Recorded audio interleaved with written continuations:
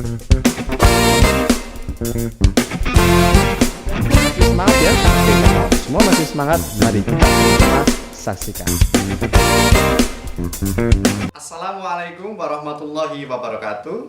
Bismillahirrahmanirrahim. Alhamdulillahirrabbilalamin. Assalatu wassalamu ala asrofil anbiya wal mursalin wa ala alihi wa ashabihi ajma'in, amma ba'du.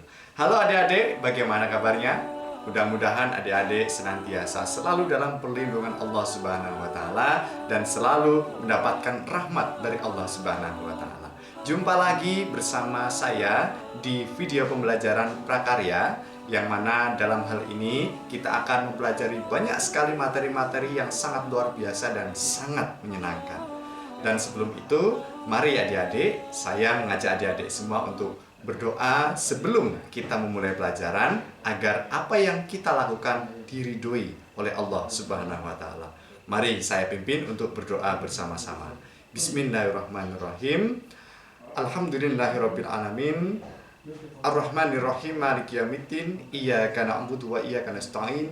Ihdinas siratal mustaqim, siratal ladzina an'amta 'alaihim ghairil maghdubi 'alaihim waladdallin. Amin. Allahumma raditu billahi rabba wa bil islami dina wa bi Muhammadin nabiyya wa rasulah. Rabbi zidni ilma warzuqni fahma. Amin. Amin ya rabbal alamin.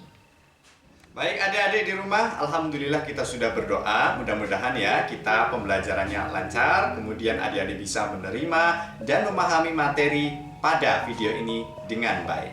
Adik-adikku, bahwa minggu kemarin kita sudah mempelajari tentang bermacam-macam tentang materi prakarya, yang salah satunya adalah tentang budidaya. Dan seperti janji saya, di video ini dan pertemuan kali ini kita akan sama-sama mempelajari tentang banyak budidaya ikan air tawar, ikan air laut, dan ikan air payau. Kemudian adik-adik, untuk penjelasan materi ini bisa kita lihat di sebelah samping bahwa yang pertama adalah KD 3.2, yang mana adik-adik diharapkan memahami jenis-jenis ikan air tawar, ikan air payau, dan air laut. Kemudian untuk KD 4.2 di sini adik-adik kita lihat bahwa adik-adik dapat menyebutkan jenis-jenis ikan air tawar, ikan air payau, dan ikan air laut. Selain ini semua adik-adik, ada tujuan pembelajaran kita pada video ini. Yang pertama adalah adik-adik dapat mensyukuri atas nikmat Allah Subhanahu wa taala tentang kehidupan di dunia, terutama adalah kehidupan habitat ikan. Kemudian yang kedua adalah adik-adik diharapkan mampu memahami jenis-jenis ikan, ikan air tawar, ikan air laut, dan ikan air payau. Kemudian dan yang ketiga, adik-adik diharapkan juga bisa menyebutkan ikan air tawar, ikan air payau, dan ikan air laut. Kemudian adik-adik, setelah saya paparkan ini semua, sebelum kita memulai ke pelajaran yang selanjutnya, perlu kita tahu bahwa segalanya di dunia ini telah diatur sempurna oleh Allah Subhanahu wa taala, baik melalui firman-Nya, melalui hadisnya, juga melalui apa yang telah diterjunkan di dunia ini, baik manusia, hewan maupun tumbuhan. Seperti hanya yang kita pelajari adalah tentang ikan konsumsi, baik ikan air tawar, air laut, dan ikan air payau. Ini semuanya, mohon maaf, itu sudah diatur di dalam Al-Quran surat An-Nahl ayat 14.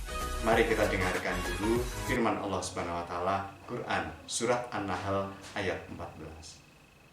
هو الذي سخر البحر لتأكلوا منه لحما طريا وتستخرجوا منه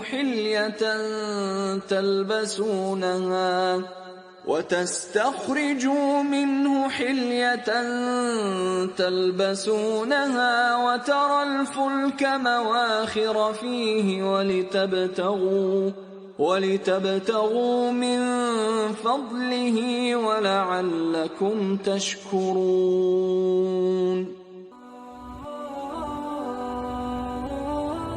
Dan dialah Allah yang menundukkan lautan untukmu, agar kamu dapat memakan daripadanya daging yang segar ikan, dan kamu mengeluarkan dari lautan itu perhiasan yang kamu pakai, dan kamu melihat bahtera berlayar padanya, dan supaya kamu mencari keuntungan dari karunia-Nya, dan supaya kamu bersyukur. Alhamdulillah, maha benar Allah atas segala yang diciptakan di langit dan di bumi, atas semua karunia-Nya.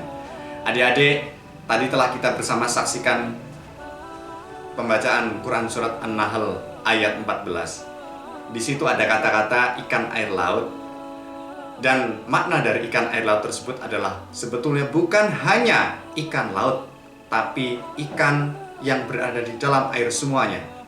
Ikan air tawar, air payau, hingga air laut. Kenapa kok hanya disebutkan ikan air laut? Karena segala sesuatu yang ada di darat nanti akan bermuara di laut. Oleh karena itu, Allah sudah memerintahkan kepada manusia-manusia untuk bersyukur, juga untuk menghormati apa yang Dia ciptakan, beliau ciptakan, kemudian untuk dimanfaatkan oleh manusia. Dan adik-adik, untuk materi hari ini berkaitan tentang ikan konsumsi, kita tahu jenis ikan banyak sekali, termasuk juga ada ikan air tawar. Ikan air tawar ini adalah ikan yang habitatnya berada di air tawar, dan biasanya ukurannya ini lebih besar daripada ikan-ikan yang berada di air payau. Kemudian selain air tawar ada air payau.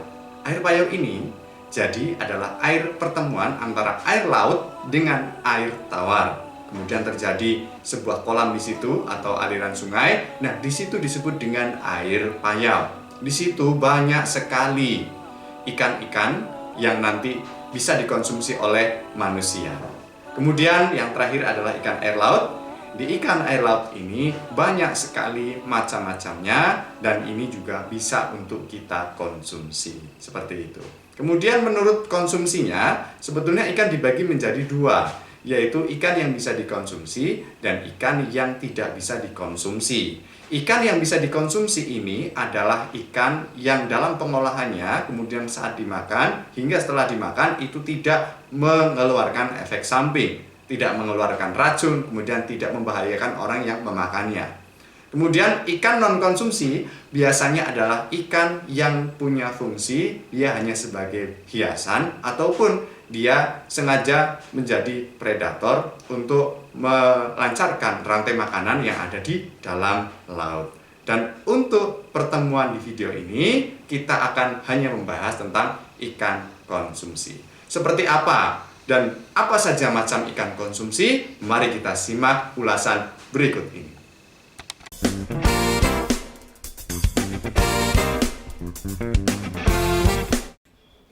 Ikan mas. Adik-adik tahu kan ikan mas atau dalam bahasa Latin Cyprinus carpio. Ternyata adik-adik, ikan mas ini merupakan jenis ikan konsumsi yang sangat dikenal hampir di seluruh Indonesia loh. Penyebaran ikan mas yang begitu luas ke berbagai tempat didukung oleh cara pembudidayaan yang relatif mudah dan sifatnya yang tahan terhadap perubahan kondisi lingkungan. Ya, wah, luar biasa sekali ya. Nama ikan mas ternyata mempunyai sebutan berbeda-beda di tiap daerah. Kalau di Jawa Tengah dan Jawa Timur namanya adalah ikan mas-masan. Kalau di Sumatera Barat ada namanya ikan rayo atau ikan ame. Tapi semua itu namanya adalah sama, yaitu ikan mas. Kemudian ikan mas kalau kita lihat dari segi fisiknya ternyata ini berbadan agak memanjang, bentuknya pipih dan lunak. Ikan ini menyukai habitat perairan yang tidak terlalu dalam dan deras, seperti di pinggiran sungai atau danau loh. Ikan ini hidup pada ketinggian sampai 600 meter di atas permukaan laut. Ya, wow, nggak kebayang kan, sangat tingginya. Pakan ikan mas antara lain tumbuhan air dan binatang renik. Kalau binatang renik kalau kita tahu adalah binatang yang sangat kecil dan itu hidup di perairan. Kemudian untuk pakan utama ikan mas ini adalah tumbuhan yang tumbuh di dasar perairan. Dan adik-adik perlu kita tahu, ternyata untuk pemeliharaan ikan mas ini Itu dari segi petani-petani ikan emas yang ada di sana, didapati keterangan bahwa pemijahan ikan mas dapat dilakukan sepanjang tahun dan tidak tergantung pada musim. Jadi setiap musim bisa untuk kita panen ya. Kemudian pembenihan ikan mas biasanya dilakukan selama 2-3 minggu untuk benih siap diedarkan. Pembesaran ikan mas dilakukan saat benih sudah berukuran 5 cm sampai 8 cm yang berasal dari hasil pendederan. Pembesaran ikan mas dilakukan 3 cm sampai 4 cm per bulan sesuai ukuran ikan yang menjadi tujuan panen.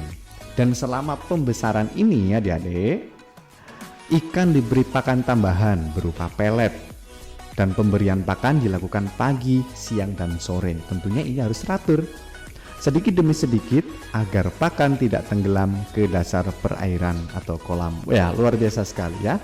Untuk ikan mas ternyata banyak sekali hal yang perlu kita tahu dan belum kita tahu, dan kita diharapkan bisa tahu. Kemudian yang selanjutnya ada ikan nila. Ikan nila atau dalam bahasa Latin disebut dengan Orheochromis nilotica. Ini merupakan salah satu jenis ikan air tawar yang paling banyak dibudidayakan di Indonesia loh. Ikan ini memiliki berbagai keunggulan dengan varietas unggul yang dihasilkan antara lain nila merah, nila gift, nila gesit, dan nila nirwana. Nama-namanya bagus ya. Nila dapat dibudidayakan di berbagai wadah. Ada di kolam air tenang sampai juga kolam air deras, bahkan juga pernah memelihara di sawah. Bentuk badan ikan nila ini bentuknya pipih ke samping.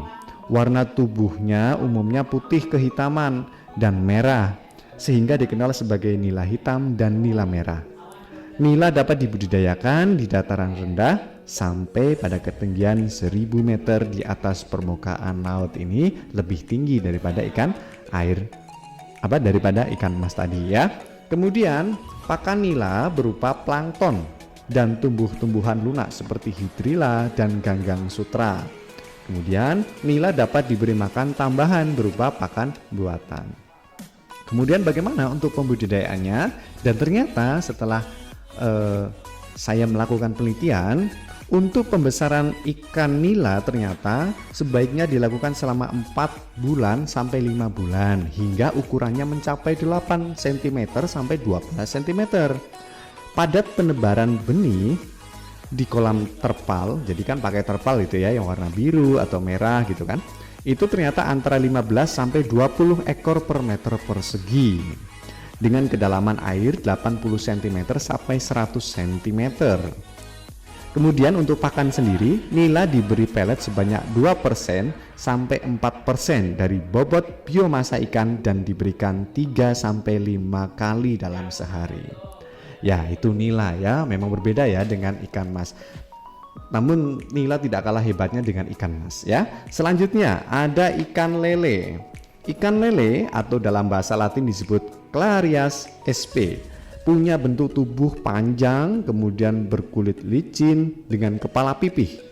Mulutnya berada di ujung atau terminal ya, dengan 4 pasang sungut, sirip ekor, dan perut membundar. Lele ternyata punya senjata yang sangat ampuh loh, dan berbisa juga ya, berupa sepasang patil yang berada di sebelah depan sirip dada. Jadi hati-hati kalau adik-adik manen lele atau megang lele, hati-hati kena patilnya ya. Kemudian selanjutnya, ternyata fungsi patil itu selain sebagai senjata, patil juga dapat dipergunakan untuk melompat dari kolam atau berjalan di atas tanah. Walking catfish, itu kalau dalam bahasa asingnya. Kemudian adik-adik, ternyata lele dapat hidup di semua perairan air tawar, di sungai yang airnya tidak terlalu deras seperti danau, waduk, rawa, serta genangan kecil. Genangan loh ya, bukan kenangan. Lele mempunyai alat pernafasan tambahan yang disebut labirin. Jadi labirin ini adalah alat pernafasan tambahan punyanya lele. Dan labirin ini terletak di bagian depan rongga insang. Alat ini memungkinkan untuk mengambil oksigen langsung dari udara sehingga lele dapat tahan hidup di perairan yang airnya mengandung sedikit oksigen. Kemudian setelah saya melakukan penelitian, ternyata mengenai pakan lele ini sendiri berupa pakan alami dan buatan. Ternyata ada dua yang bisa diberikan kepada lele, alami dan buatan. Pakan alami seperti cacing, kutu-kutu air, jentik-jentik atau larva, dan siput kecil. Lele ini ternyata termasuk jenis karnivora atau pemakan daging. Selain itu adik-adik, kita tahu juga ternyata untuk yang pakan buatan yang baik untuk lele ternyata adalah yang banyak mengandung protein hewani. Dan lele ini hidup dengan baik di dataran rendah sampai daerah perbukitan yang tidak terlalu tinggi. Pertumbuhan lele agak lambat apabila suhu tempat hidupnya terlalu dingin. Kemudian untuk pemanennya sendiri atau sistem panennya, lele itu sering dipanen pada umur 3 sampai 4 bulan dengan berat rata-rata 200 gram per ekor. Ya, luar biasa sekali untuk lele, dan kita sering menjumpai lele kadang kalau di rumah-rumah makan ya, pasti ada lele dan sebagainya. Nah, ternyata kita juga perlu tahu tentang budidaya lele. Selanjutnya terkait ikan yang selanjutnya adalah ikan patin. Nah, ikan patin atau dalam bahasa Latinnya adalah Pangasius sp. Ikan ini termasuk kelompok ikan catfish yang dapat hidup di perairan dengan kandungan oksigen relatif rendah. Patin sangat responsif terhadap pakan buatan serta memiliki pertumbuhan yang cepat, sehingga termasuk jenis ikan yang berukuran besar. Warna tubuh ikan patin bagian punggung keabu-abuan atau kebiru-biruan, dan bagian perut berwarna putih keperak-perakan. Ukuran kepala patin ini relatif kecil dengan mulut terletak di ujung agak ke bawah. Pada mulut patin terdapat 2 pasang sungut pendek yang berfungsi sebagai peraba. Pada sirip punggung terdapat satu jari-jari keras yang berubah menjadi patil yang besar dan bergerigi. Pada sirip dada juga terdapat 1 jari-jari keras yang juga berubah menjadi patil. Dan adik-adik, kita tahu bahwa patin ini merupakan jenis ikan omnivora, yaitu pemakan segala.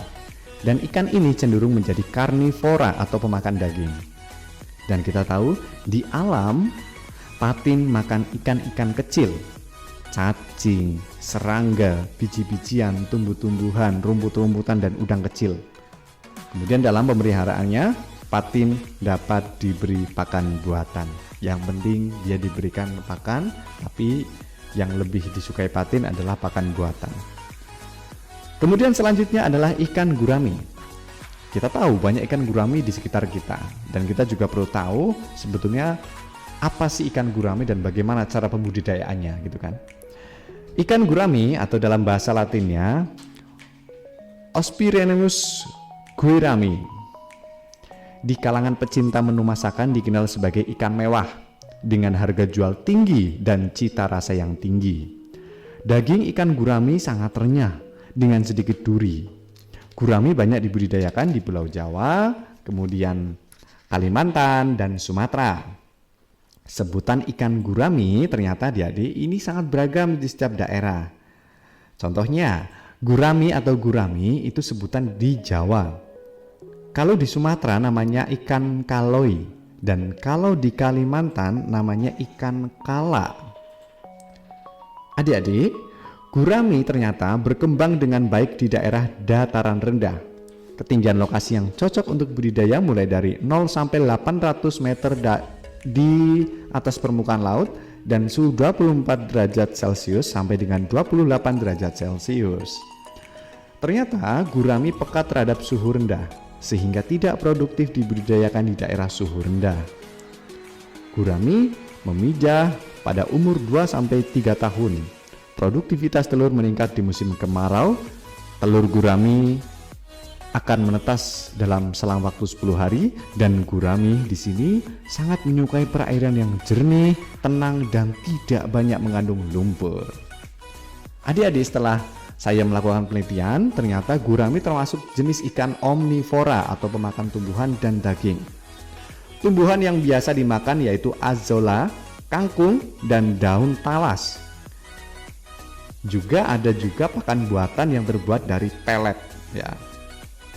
Pemberian pakan dilakukan sebanyak-banyaknya. Pembesaran ikan gurami menggunakan benih dengan berat minimum 100 gram per ekor.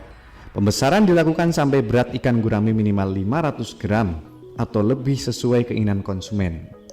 Waktu yang diperlukan untuk mencapai 500 gram per ekor yaitu sekitar 6 bulan. Sedangkan untuk mencapai berat 1 kg per ekor membutuhkan waktu sekitar 9 bulan. Adik-adik, tadi kita sudah mempelajari sama-sama tentang ikan air tawar. Sebelum ke arah laut, berarti nanti kita akan masuki namanya ikan air payau, yaitu percampuran antara air tawar dan air laut. Di situ terjadi sebuah lokasi, ya itu namanya ikan air payau. Namanya adalah lokasi payau, ya. Di situ ada genangan air membentuk sebuah danau atau sungai kecil, itu disebut perairan payau, dan di perairan payau itu ada namanya ikan air payau. Contoh-contoh ikan air payau yang pertama adalah bandeng, atau dalam bahasa latinnya Kenos. Bandeng ini merupakan ikan air payau yang cukup terkenal dan mudah didapatkan. Dagingnya putih, seratnya halus, dan rasanya gurih sekali. Bandeng ini ternyata memiliki badan memanjang seperti torpedo, dengan sirip ekor bercabang dan termasuk sebagai ikan perenang yang sangat cepat. Kepala bandeng tidak bersisik, mulut kecil terletak di ujung, rahang tanpa gigi, dan lubang hidung terletak di depan mata. Bandeng ini ternyata digolongkan sebagai jenis ikan herbivora karena memakan fitoplankton. Pada budidaya bandeng, konsumsi terutama, benih bandeng dapat ditebar dengan kepadatan tinggi. Ukuran besar dan berat rata-rata adalah 50 gram per ekor atau panjang 7 cm sampai 10 cm. Untuk panjang 7 sampai 10 cm ini dapat ditebar sampai 500 ekor per meter kubik. Dan ukuran konsumsi akan mencapai berat rata-rata 450 gram per ekor setelah dipelihara selama 4 bulan. Ya, lumayan lama kalau ikan bandeng, ya. Kemudian selain ikan bandeng di perairan air payau, ternyata ada juga namanya udang windu. Udang windu ternyata jenis udang yang dikonsumsi itu didapati di air payau. Badannya terdiri atas 13 ruas dan seluruh tubuh ditutupi oleh rangka luar yang disebut exoskeleton. Ini udang windu ini aktif bergerak dan mencari makan pada suasana yang gelap atau redup. Kemudian sifat dari udang windu ini adalah kanibal, yaitu memangsa sesama jenis yang kondisinya lebih lemah dari udang itu. Kemudian untuk udang windu ini berganti kulit secara periodik, ya. Dan ini lebih sering berganti kulit dibandingkan udang dewasa. Dan proses ini memberikan kesempatan kepada udang untuk tumbuh lebih besar. Kemudian untuk pakan alami udang windu ini adalah berupa ganggang atau binatang renik di dasar tambak seperti cacing kecil, larva serangga, larva kerang dan ganggang, dan lain sebagainya. Kemudian selanjutnya kita setelah berada di posisi ikan air payau, kita langsung menuju ke laut. Di laut ternyata banyak ikan air laut.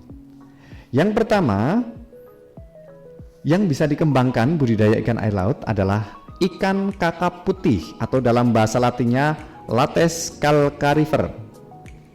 Kakap putih mempunyai toleransi cukup besar terhadap kadar garam dan merupakan ikan Catadromus atau dibesarkan di air payau dan kawinnya di air laut. Sifat inilah yang menjadikan kakap putih dapat dibudidayakan di laut maupun tambak di air payau. Kakap putih ternyata punya bentuk tubuh yang memanjang, kemudian gepeng, batang sirip ekor lebar, mata berwarna merah cemerlang, mulut lebar sedikit, serong dengan geligi yang halus. Kemudian benih ikan yang sudah mencapai 50-70 gram per ekor, ikan kakap ini selanjutnya dipelihara dalam keramba dengan padat tebar 50 ekor per meter kubik. Tentunya untuk ikan kakap putih banyak sekali dikonsumsi di masyarakat, namun untuk peminatnya tidak begitu banyak karena harga ikan kakap ini lumayan tinggi. Kemudian adik-adik, setelah ikan kakap putih ada yang kedua yaitu ikan kerapu atau dalam bahasa latinnya adalah Epinephelus sp. Ikan ini dikenal dengan istilah groupers yang merupakan salah satu komoditas perikanan dengan nilai jual sangat tinggi di pasar domestik maupun internasional. Ternyata ikan kerapu punya sifat-sifat yang menguntungkan untuk dibudidayakan loh. Karena pertumbuhannya cepat, dapat diproduksi massal untuk memenuhi permintaan pasar. Selain itu, ternyata dapat juga dipasarkan dalam keadaan yang hidup. Wah, hebat sekali ya. Kemudian kalau kita lihat, kita tinjau, bentuk tubuh kerapu yaitu moncong panjang, memipih dan menajam. Gigi pada bagian sisi terdiri atas 3 atau 4 baris, kemudian terdapat bintik putih coklat pada kepala, badan dan sirip, bintik hitam pada bagian dorsal dan posterior. Habitat benih ikan kerapu, terutama jenis kerapu macan, adalah pantai yang ditumbuhi alga, genus Reticulata dan Gracilaria sp. Pada tahap dewasa, kerapu hidup di perairan yang lebih dalam dengan dasar perairan yang pasir berlumpur. Kerapu ini termasuk jenis ikan karnivora dan cara makannya adalah mencaplok satu persatu pakan yang diberikan. Sedangkan pakan yang paling disukai yaitu krustasea, atau ini artinya adalah rebon, dogol, dan krosok. Juga jenis-jenis ikan kecil, ada tembang, teri, dan belana. Halo adik-adik, bagaimana? Apakah sudah paham? Mudah bukan untuk menghafalnya dan memahaminya? Saya harap semuanya bisa untuk memahaminya. Kita sudah melihat banyak penjelasan tentang ikan air tawar, ikan air payau, dan ikan air laut.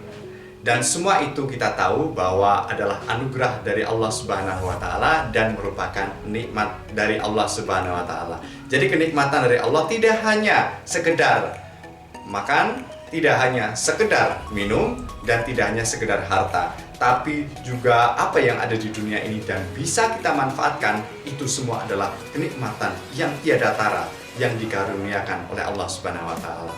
Dan seperti tersampaikan juga dalam surat Quran surat Ar-Rahman, fabi ayyi ala rabbikum tukadiban, dan nikmat Tuhan mana lagi yang kamu dustakan. Semuanya sudah jelas bahwa apa yang ada di dunia ini adalah sesuatu hal yang bisa untuk kita berdayakan. Untuk menambah wawasan adik-adik dan untuk menambah tingkat pemahaman adik-adik, kita latihan yuk. Kita akan mengerjakan soal bersama-sama tentang materi yang tadi. Oke, langsung saya bacakan soalnya. Silakan adik-adik untuk menjawab. Saya kasih waktu 10 detik untuk menjawab. Ini dia soalnya. Baik, ini soalnya. Soalnya adalah, suatu hari Nahla diminta untuk pergi ke pasar oleh uminya. Kemudian Nahla diminta untuk membeli ikan. Namun uminya tidak memberitahu ikan apa yang dibeli, hanya memberitahu ciri-cirinya. Yang pertama, ikan itu warnanya hitam, kemudian hidup di air tawar, dan yang ketiga, ikan tersebut diberi makan pelet. Kira-kira ikan apa yang akan Nahla beli? Apakah A, ikan tuna, B, ikan sarden, C, ikan gurame, D, udang windu? Ya, saya tunggu 10 detik. Jadi kira-kira apa yang dibeli Nahla? Apakah A, B, C, D? Ditunggu jawabannya. Baik, waktu habis adik-adik. Jadi jawabannya adalah ikan gurame. Ya, tepuk tangan. Masya Allah ya. Kenapa kok ikan gurame? Karena yang pertama tadi, ikan tuna itu adalah ikan air laut. Jadi kita bisa tahu, kalau kita analisis soalnya, ciri-ciri yang paling jelas adalah air tawar. Dari 4 option itu, yang hidup di air tawar hanya ikan gurame. Kalau ikan sarden hidup di laut. Kalau ikan tuna hidup di laut. Udang windu hidup di air payau. Seperti itu adik-adik. Baik, itu saja untuk latihan pada kesempatan kali ini. Adik-adikku, bahwa kita sudah latihan, kemudian tiba saatnya kita untuk undur diri dari hadapan adik-adik semua, bahwa untuk hari ini saya rasa cukup, dan untuk besok saya akan lanjutkan pembelajarannya, yaitu tentang habitat ikan konsumsi di air payau, khusus air payau ya. Untuk pertemuan kali ini ada ikan tawar, ikan payau, dan ikan laut. Nah, untuk besok adalah ikan air payau, khusus seperti itu. Dan adik-adik, sebelum saya tutup, pesan saya kepada adik-adik semua adalah tetap di rumah jaga kesehatan, kemudian juga senantiasa semangat dalam belajar. Kenapa? Karena Allah Subhanahu wa Ta'ala mengamanahkan kepada semua manusia untuk semangat dalam menuntut ilmu. Hadis ini betul-betul ada ya dalam riwayat Abu Hurairah, yang beliau mengatakan bahwa an Abi Hurairah radhiyallahu anhu anna Rasulullah sallallahu alaihi wasallam qala wa man salaka tariqa yaltamisu fihi ilman sahalallahu lahu bihi tariqan illa jannah, yang artinya bahwa barang siapa yang dia bersungguh-sungguh menuntut ilmu karena Allah, maka akan dimudahkan jalannya menuju surga. Insya Allah kita semua adalah orang-orang yang beruntung, adalah orang-orang ahli surga, yang mana besok akan bertemu dengan Allah Subhanahu wa Ta'ala dengan keadaan husnul khotimah. Seperti itu adik-adik. Terima kasih, tiada banyak kata yang dapat saya ucapkan dan saya sampaikan. Billahi taufiq wal hidayah. Kita akhiri dengan baca hamdalah bersama-sama. Alhamdulillahirabbil alamin. Sampai jumpa di video saya yang berikutnya. Tetap semangat, pantang menyerah, dan salam santun, Qur'ani, dan berprestasi. Wassalamualaikum warahmatullahi wabarakatuh.